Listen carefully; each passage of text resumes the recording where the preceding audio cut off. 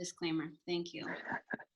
Awesome. Okay, well, I am gonna share my screen and get started here.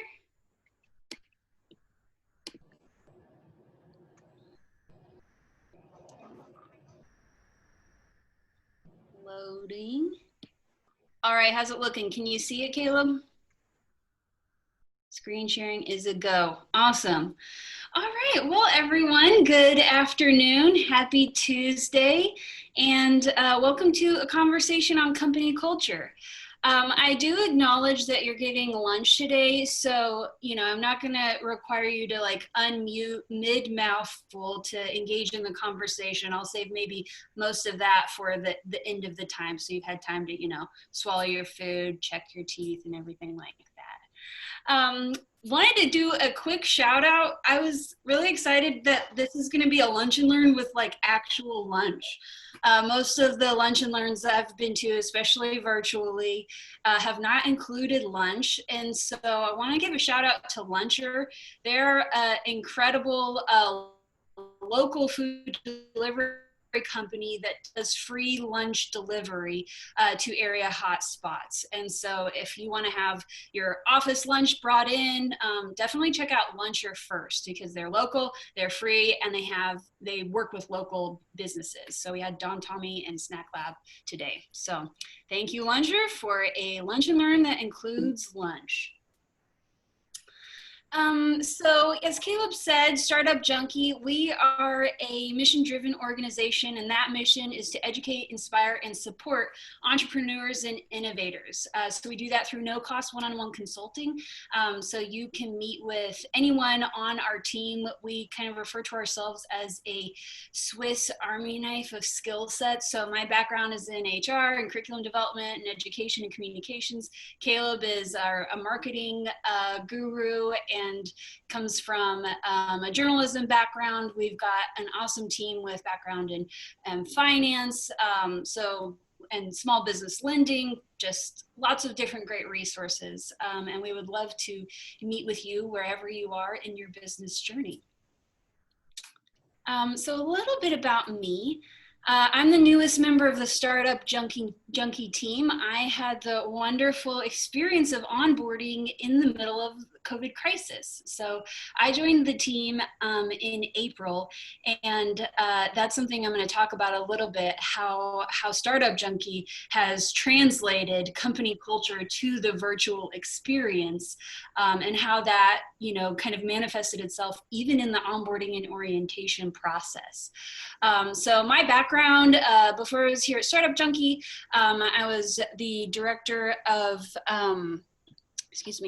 I was the director of People and Culture, which is a cool Fayetteville way. Oh. I think the phone, I'm so sorry, everyone. I think that was the food people calling me. Okay, is my screen back on? Okay, great. So yeah, before this, I was the director of People and Culture, which is the Fayetteville way of saying HR and Communications Director for a mid-sized company startup in Fayetteville. And before that, did some communications in the healthcare world, and worked at the University of Arkansas doing some curriculum development and teaching everyone's favorite, composition. Everyone is, I think, equipped to lead a conversation on company culture, because we have all experienced company culture, either in our workplaces or in workplaces that we visit and frequent. And so this is really, I was just kind of complaining to Caleb, like, man, why did I pick such a broad and nebulous topic? This is, it was really kind of hard for me to like pinpoint, like, what's the most strategic direction to take this conversation, because there's so many. And so hopefully this will just provide you with some, good questions to apply to your business or organization, and some good thoughts to be thinking through. So that's my goal. I also have a disclaimer, which is that the mailman has not yet come and my dog might bark. So there is the sleeping dragon, perfection incarnate, right to the left of me on the living room rug. And so there might be a disruption via the mailman or my lunch or delivery. So I just want to, put that on the table. All right, so a conversation on company culture. Some key questions that we're going to start out with, and again, not exhaustively address, but explore today are what is it really? So what do we mean when we talk about company culture? What do you mean when we talk about that? What do I mean? Because I think it means something different to a lot of people. Why is it important? It's very trendy right now. The promo picture for this was one of those like meeting bikes in Silicon Valley, and those sort of flashy things like that tend to be synonymous in our minds with culture. Do you have a ping pong table? Can pets come to work? But why are those things important, and are those really what it distills down to? Where does culture come from, and who decides what it is, and then how do we discover and develop it? So if you feel like it, in the chat, tell me how would you define company culture? When I say that, what does that mean to you? Also, where is my chat feature? Should be at the top if you're sharing your screen. I'm thinking it's at the top, Morgan, maybe. There it is. Like you click. Nice. Great. So yeah, somebody throw a stab out there. What you brag about when you talk to your friends, and also the opposite. That is so true, Camille. Culture is something that you complain about or you celebrate, or a little bit of both. Yes, Monica, shared values and behaviors, absolutely. That's like the textbook definition I think I've got in here. Culture emerges from the shared experiences of the people in the organization, absolutely. It's defined by the feeling you get when you come into work. So the experience that you have when you enter into a space. The way that we interact and communicate with each other, our norms, absolutely. So it's not necessarily, this presentation isn't necessarily indicative of my culture because it's not, my norm. I'm like bringing something separate to this table or experience. How your place of work makes you feel. Everything that you do, Jeff says, within the organizations, how you lead, how you communicate, how you deliver results, exactly. How you do what you do and why. Yes, motivation is a huge component in culture, in company culture. Drinking a beer at 4 p.m. on a Friday. Taylor, I highly doubt you wait until 4 o'clock on a Friday. Just gonna call you out on that. What Taylor Or wait said? till Friday. Yeah, I was gonna say, this is not 4 o'clock and this is not a Friday only. That's right. Oh, we've got a challenge on the table. Jeff sees your 4 p.m. and raises you to 3 on a Thursday. And okay, the Startup Junkie team is definitely showing some strong cultural characteristics here. So yeah, those are all absolutely so true. Culture is so much about the user's experience, right? So it's how the employee, how the team, how even the customer feels about and in a space. For some great definitions, some more definitions here. Dictionary.com, the infallible source, defines culture as the attitudes and behavior characteristics of a particular social group. So I think, Monica, that was spot on, I think what you said. The Society of Human Resource Management defines company culture as shared beliefs and values that are established by leaders and reinforced through various methods, ultimately shaping employees' perceptions, behaviors, and understandings. So why and how an organization or company does what it does. My definition Yes, I quoted myself in my own presentation. You're welcome. The undergirding and overarching manifestations of a company's values and priorities. So, why is culture worth talking about? I submit that it's a very important topic of conversation for any company, any organization, even if you're a self-employed company of one, because it exists. That's so profound, I know, but it's worth talking about, acknowledging, addressing, defining, and developing in your organization because it exists, whether or not you're defining it overtly.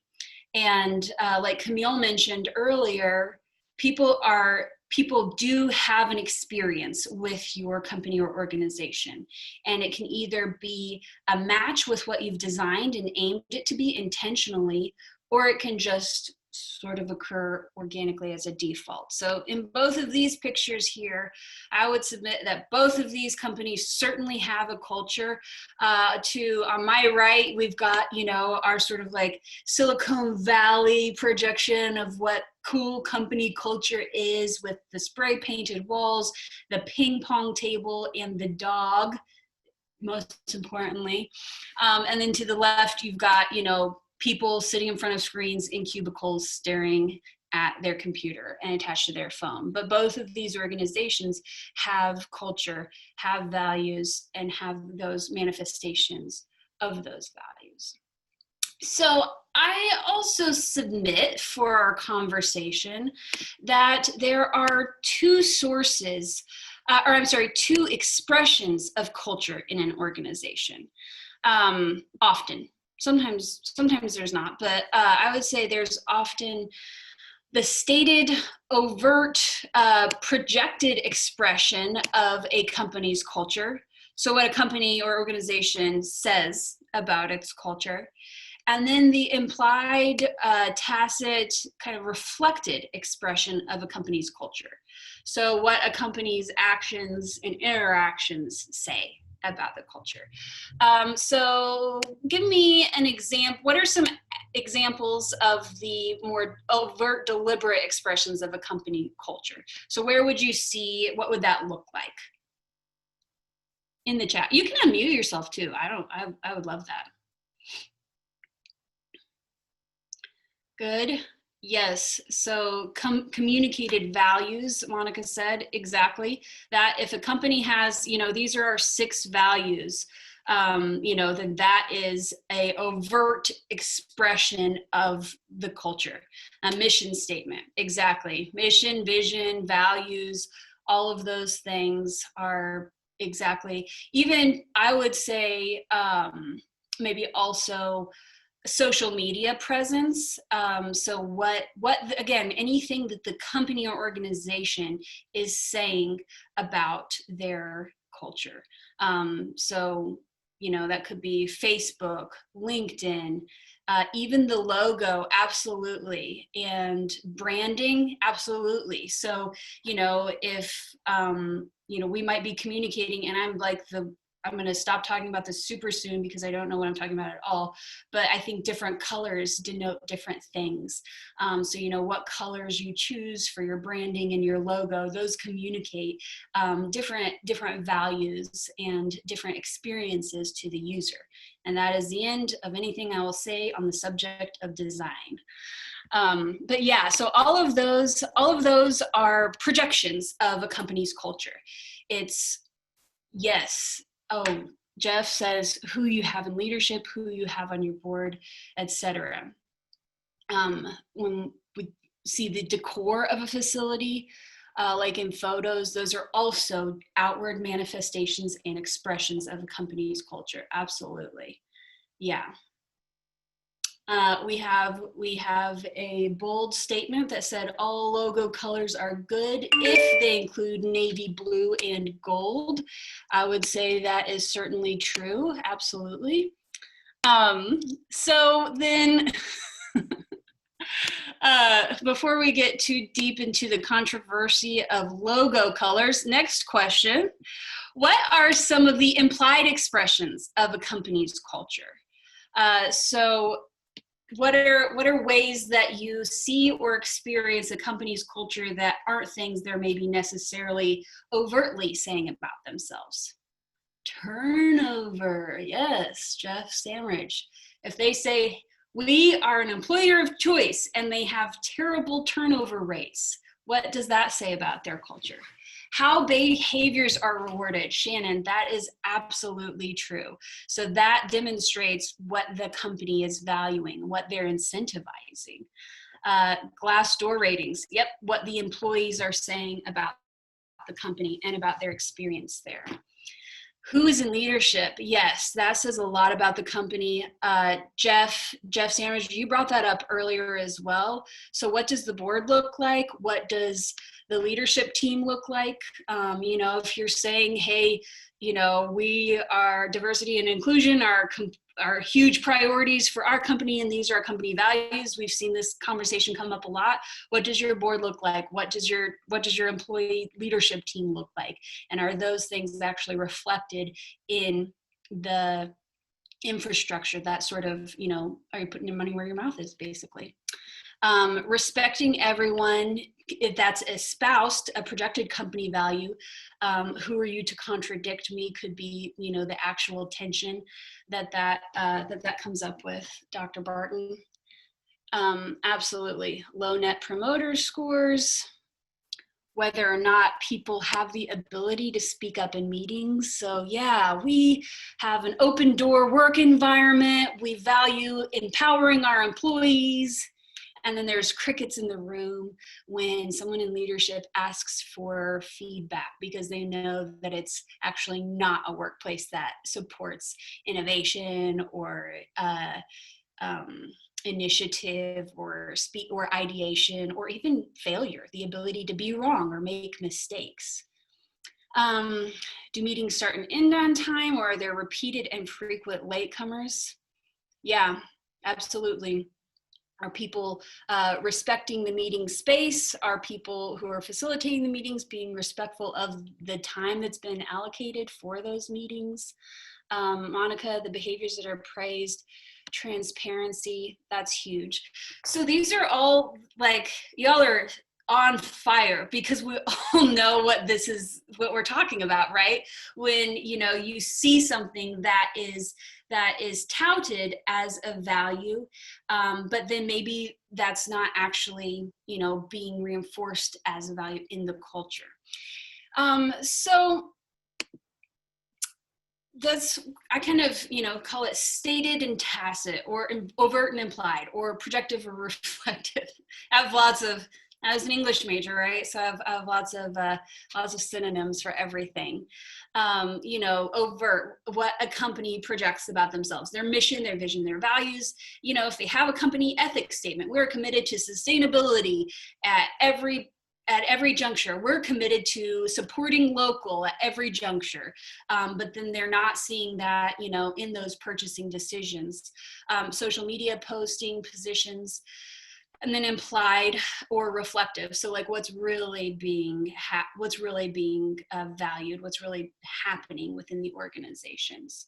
Hiring and pay decisions, internal communication, where the money goes. If we say, yeah, we value our employees' health and well-being, and then no resources are allocated to, maybe a wellness plan or to healthcare for your employees or mental health resources, or hey, having fun is really important to us. And then everyone has to, buy their own beer at the company party. Certainly that never happens at Startup Junkie. Don't worry. We have a keg in the office in case anyone didn't know. So sometimes these two categories don't match up, but that's kind of the place of tension that I want to hang out in today, because I think that's okay.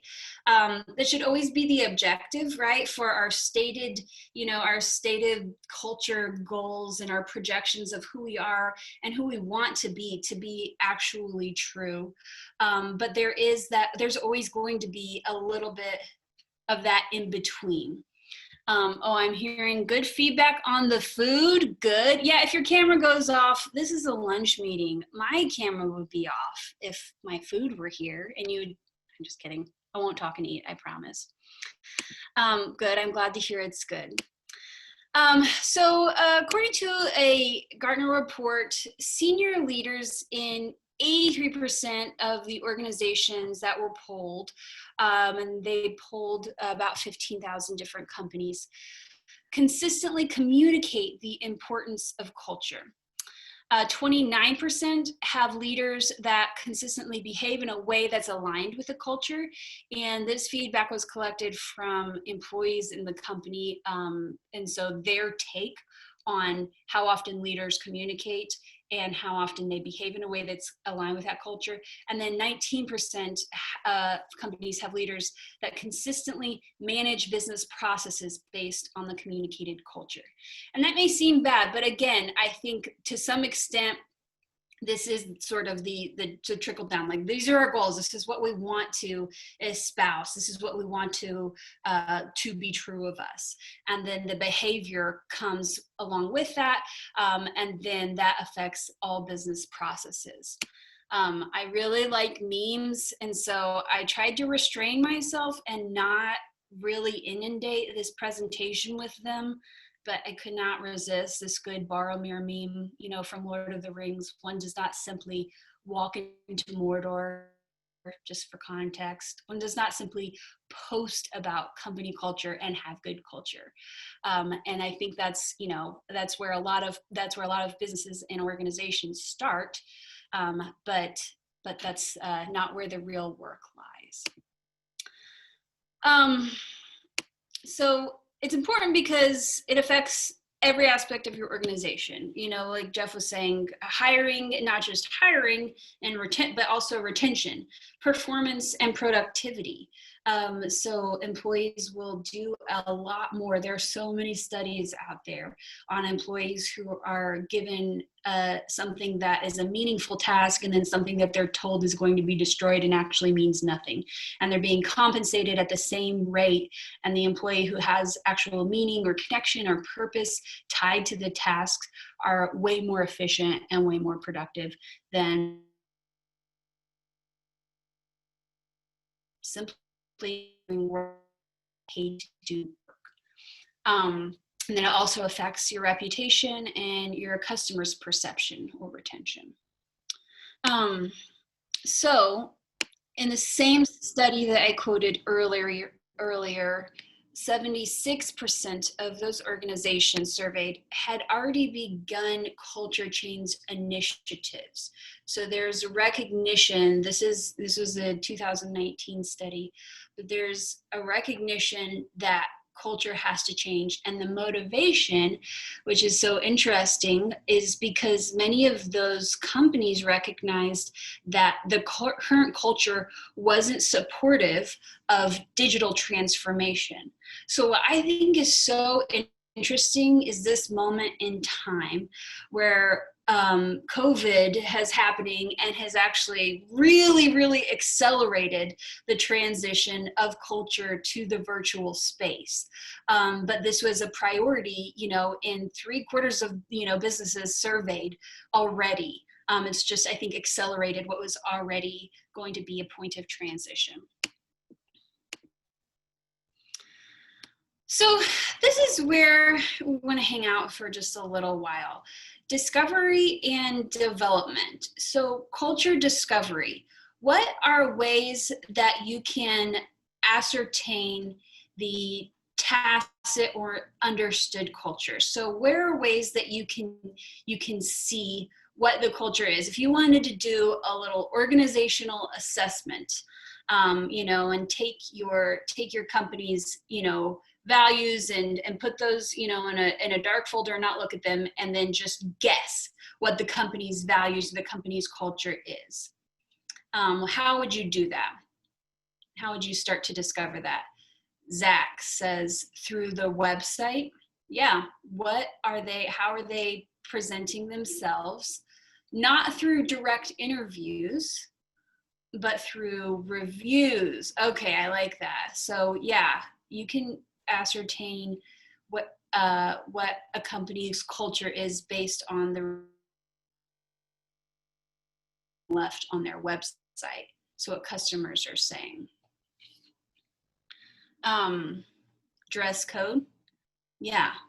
What is, if you wanted to find out, hey, is this a casual culture, or is this a, more formal business culture? Yes, the water cooler talk. Yeah, listening to coworkers. What are people saying, and how do people communicate with one another in a casual manner is really indicative of a workplace culture. Is there respect and interaction on every level? Hopefully in meetings, but not just in formal professional contexts. Is there actual respect and positive communication on those informal fronts too? Looking at the artifacts, absolutely. So what is hanging on the walls? What has been prioritized enough to be framed?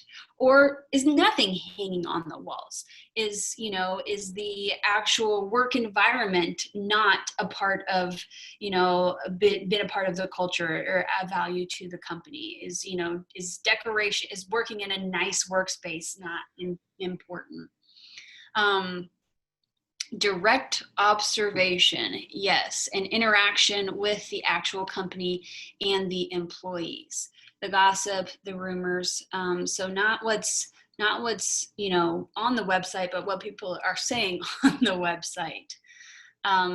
Speeches of the CEO, letters to shareholders, company results. Yeah, the numbers speak for themselves. So what are the what's being communicated from a leadership level? And I think that comes to a point that I think is really important when we're talking about company culture, which is, it's often set at the leadership level, but the real litmus test of what the culture actually is going to be discerned from the employees who are living it out, and if they are living it out, and if they're in a workplace that's supportive of the projected cultures and the projected values. What is everyone's, Miranda, this is a good one, what is everyone's mood when they leave work? Does everyone run out the door at 5 o'clock without talking to each other? Or is it like, oh man, it's 5:30, I gotta get home. Darn you, why are you so interesting? What's everyone's attitude? Yeah, and also about coming into work. So yeah, how do employees feel about, the workplace and coming to work?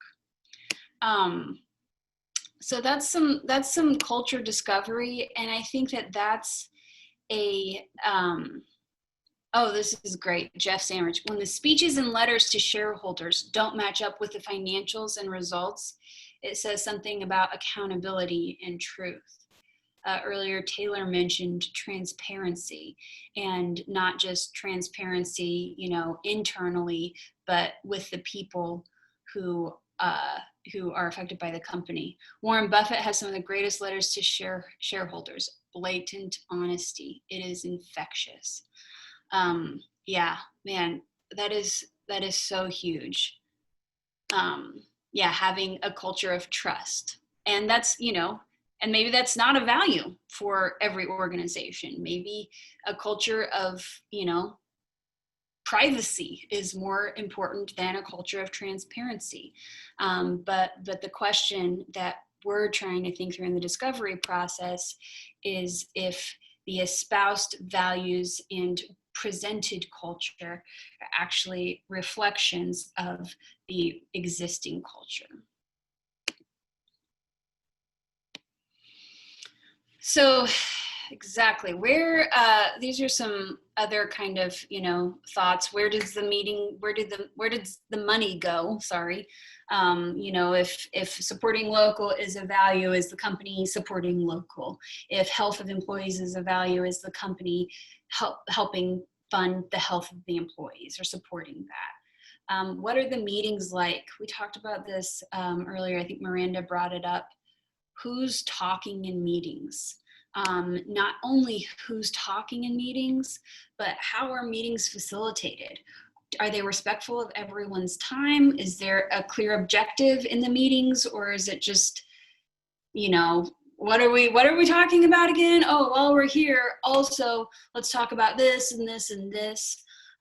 Do the meetings, and maybe those are matches of the company value. Maybe intentional relationship and friendliness is the number one company value, and that's the main priority of this particular company's culture. So it would be culturally taboo to just go right into business and not talk about how you're doing, and oh yeah, how was Jimmy's soccer sport game on Saturday, and things like that.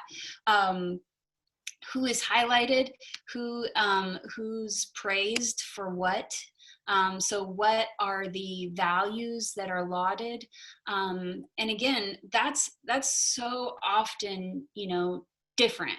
If you see a company that has transparency as a value, but then the sales accountant who made this deal kind of on the side under the table, and there's a third party involved, gets a big commission because he got this deal, even though it's not through the value of transparency isn't a factor in this, and it's very incongruent. How are decisions made, and how is information transmitted? And why are things done the way they are? Is this a tradition-driven culture? This is how we've always done it. Or is it efficiency-driven? This is the cheapest, the quickest, the easiest. What motivates decisions? So then this kind of tension between discovery and development. These are, I think, some good questions, and I would love to hear more questions to kind of help maybe bridge that gap and think through how to shrink, any discrepancies between what we want the company to, the company's culture to be, and what we hear, see, and understand the company's culture to be. So I think some checkpoints would be asking if the mission, vision, and values are current, and are they in circulation? Does everyone have access to them? Does everyone in your company know your mission, vision, and values? Sorry if my screen just blanked back and forth. Can you trace how processes and priorities support the mission, vision, and values? So if they are even just, current and in circulation, and they're on your wall and all of your employees know them, can you identify, like, hey, this is how this action supports those values, and this is how this process that we have facilitates that company, that value. If we have a culture of efficiency, that's why we use these specific programs and have these processes in place, and that's how this demonstrates and reinforces and creates the efficiency culture. What needs to change to make those values true? And what do employees at all levels believe about the company's culture? Jeff says, culture requires very overt development. So writing it down, putting it in the hands of every single employee. Use it in interviewing, selecting, training, coaching, promoting, review, and compensation. Absolutely.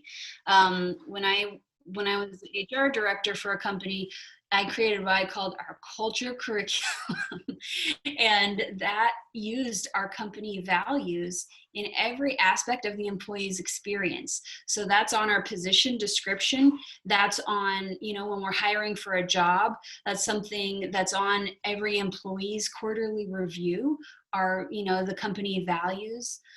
It's something that's a part of every single all staff meeting.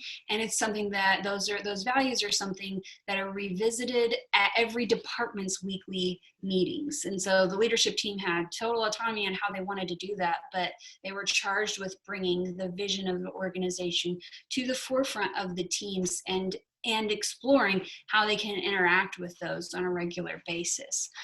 So framing them is great. That's nice, but they have to be used in every aspect of, the employee experience, so that the organization is holding itself accountable to those standards as well. The Baldrige Excellence Framework provides a way to align processes and priorities to support MVV. What is MVV? Motivation, value, mission. Oh, good one. Mission, vision, values, MVP. When Alvin says, when employees respect each other's contributions, it promotes collaborative problem solving. Absolutely. Yeah, you get a lot more done when you know that your contributions will be heard and not just shot down. So now what? How do we maintain company culture in Zoom world? I think that's a little bit of the question that everyone's having, and there have been a lot of different, this will look different for everyone depending on what your culture is. But I will submit that it definitely starts with the mindset. So I think an effective mindset is, this is different. Okay. There are opportunities in this new context. We can reach Startup Junkie. We can reach more clients potentially because we're not limited by, the office space and in-person meeting. I'm going to explore this space. This virtual world is new. I'm gonna commit to exploring it and to seeing what's possible and not possible. How can we continue to do what we do in just a different way? Ineffective mindsets. I can't wait until this is over. We can't do anything now. We just can't. We've got to just get through this time. When will things go back to how they used to be? If all you're doing is waiting for this to be over, you will miss the opportunities of the moment. And there are opportunities for every organization in this moment, even ones that feel like their hands are tied. Maxine's Tap Room, Fayetteville Institution, they can't be open right now, or they can, but they couldn't for a long time. And so they had to think about how they could still do what they do, serve amazing alcohol and be a cornerstone of the Fayetteville community in a time where they couldn't legally have their doors open. And they did. And they started working with Dixon Street Liquor, putting together these packages to do a happy hour at home with live demonstrations from their amazing bar team. And so, but if they had just said, well, we can't do anything, which really, legally they couldn't, they were not allowed to be open as a bar, then they would have missed the opportunity to explore this new space and reach even more people, because they have people tuning in from all over the country to access these podcasts. Yes, it pushes us to think differently and forced us to do more digitally. Exactly, as Jeff was saying, we wanted to do this anyway, but the pandemic accelerated the change.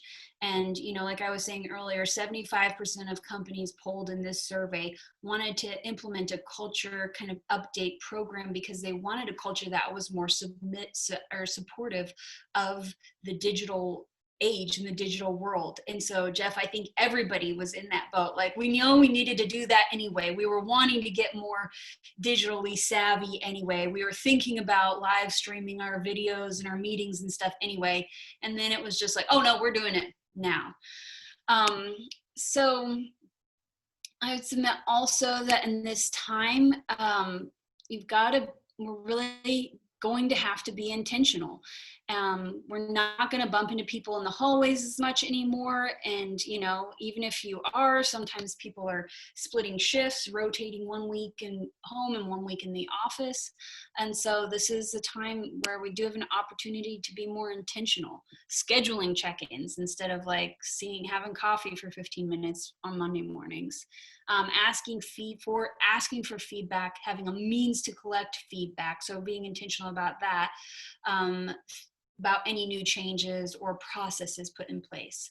And then this last one that I'm going to spend a few minutes on is translating your company values to the digital space, and what that actually looks like. So, oh yeah, I hope everyone likes this. Is my little Doc Holliday quote from Tombstone, the greatest Westerns of all time. Um, okay, so I want to use Startup Junkie as a case study. And I realize that I'm a little biased because I work there, but also this is sort of my experience transitioning to a company. Like I said, I onboarded remotely. And so this is my observation, of, the manifestation of Startup Junkie's company values in the virtual space. It was over a month before I even met most of the people on the team. And so I'm just going to let you look over those because I think the luncher person is here. I will be right back.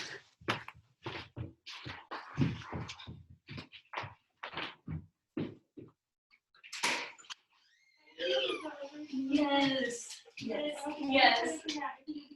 Oh, yeah. Perfect. Thank you so much.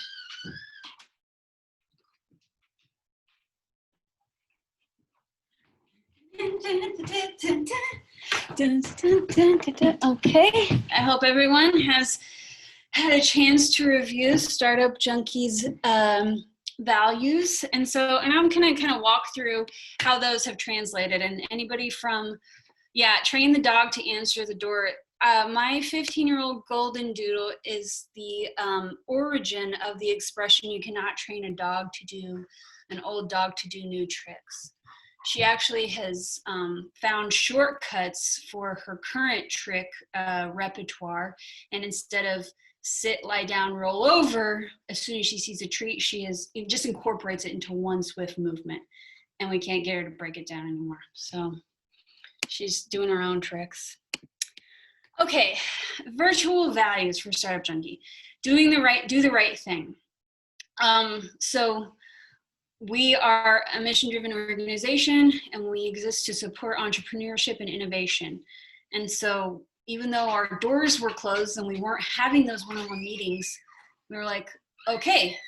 And the need actually changed and expanded. So the people that we were committed to serving were no longer needing just business consultation. They were needing advice on PPP loans and EIDL loans and how to maybe restructure, or and how to, do I furlough? Do I, just scale back on hours? What do we do in this time and in this space? And so that was, to me, I think, seeing Startup Junkie do that immediately, that's doing the right thing. We're not just doing what we're familiar with and what we've always done. We're serving our community in the new needs of this new moment in time. No excuses. So Startup Junkie, the team didn't say, we can't do it. we need to pause our hiring. I'm so glad they didn't. They just immediately made that transition to virtual. Still meeting and exceeding our internal targets for, how many people we want to connect with and serve. And still even, conducting consulting and onboarding remotely. So there was no pause. There was no, oh, this is stressful, this is scary, we don't know. Nope, we're just going to keep on doing what we're doing. Take action. So Startup Junkie immediately rolled out a survey to over 500 businesses in Northwest Arkansas to find out what the needs were, and how they felt about the climate moving forward. Built out a page on our website for COVID resources that was being kept up to date by the minute. Created PPP, EIDL resources, had those translated to English and Spanish. That was actually those resources were on Google's first SEO page because they were being all over because they were being utilized so frequently. So we were getting consulting calls from California and Alabama and Texas, even though Northwest Arkansas is our service area. Expanded Kiva options. So Martha Lonigan is our regional manager for a microlending program that we facilitate the hub of here in Northwest Arkansas. And her workload, when I started, she was like, oh, I'm getting back down to about 60 hours a week. So she, pivoted to make those that information and those services more accessible than ever. And then we've been participating on regional task force.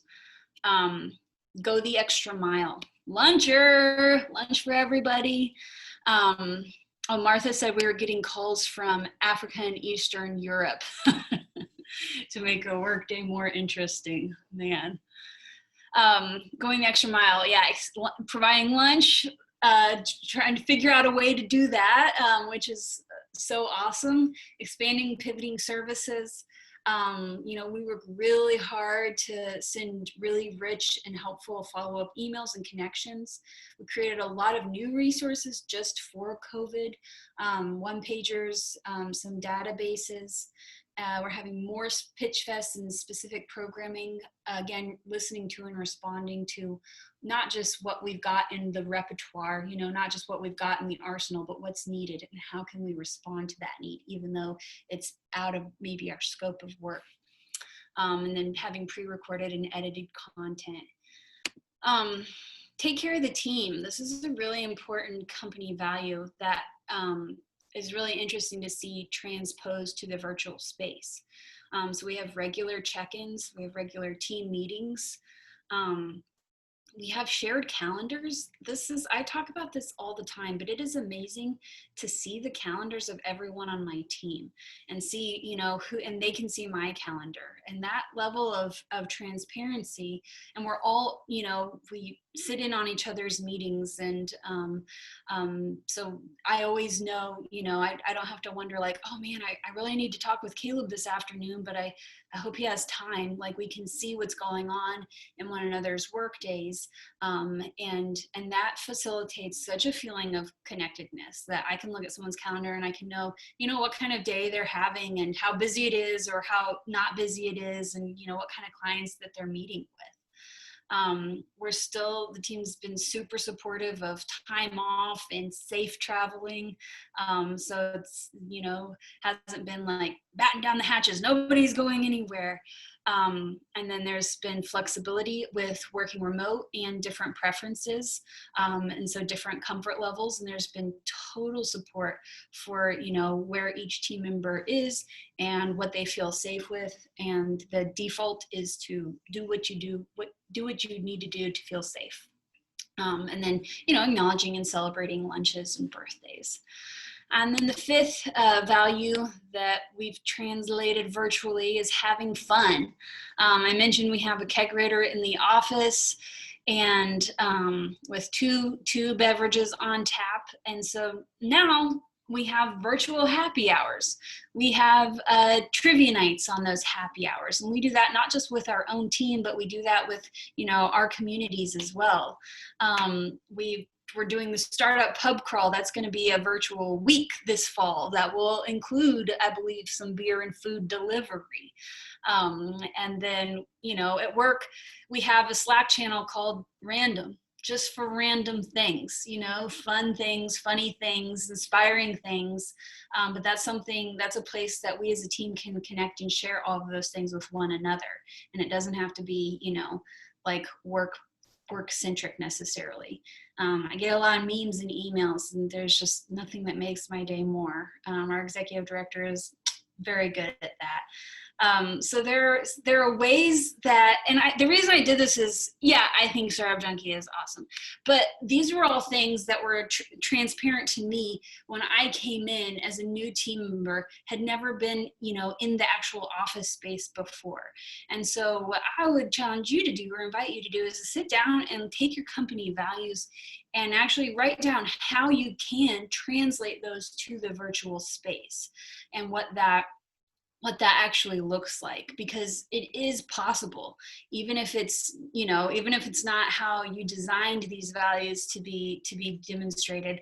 It's possible to do that, and it just takes, like we said before, some intentionality and willingness to do that, to go the extra mile and to care for your team in new ways.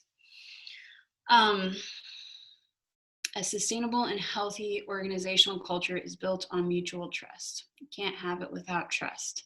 And you can have the fun workplace with kegerator and beer, but if trust isn't a factor, and you're not trusted as an employee, and you don't trust either the capabilities or the intentions of your teammates, then it's not going to be, like Dr. Barton said, a healthy organization culture.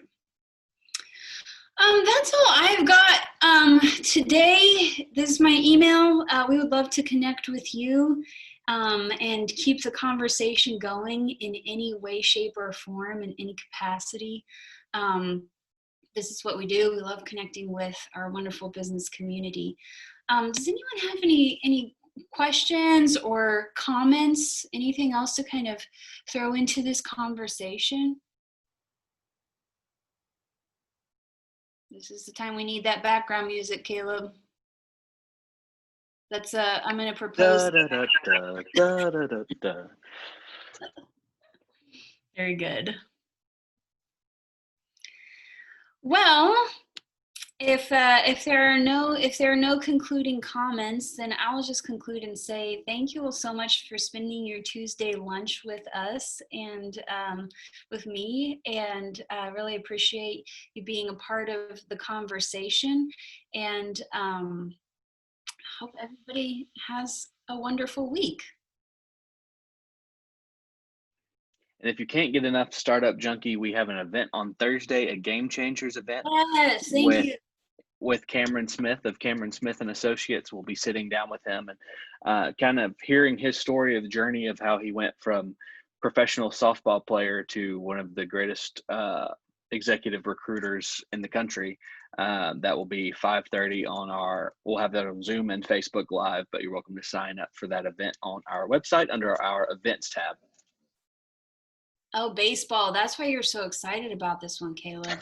It's not very often you get to talk to a professional softball pitcher who also built a huge, great company. Ah, man, now I'm excited. That's so cool. Kelsey asked about a recording, Caleb. Yes, we're recording this. It will be available on Facebook after this because it's being streamed live, but we'll also add this to our YouTube channel as soon as we can get it uploaded. So it'll be on there as well. All right, you guys are awesome. Thank you so much for tuning in, and we hope to see you in this virtual world soon.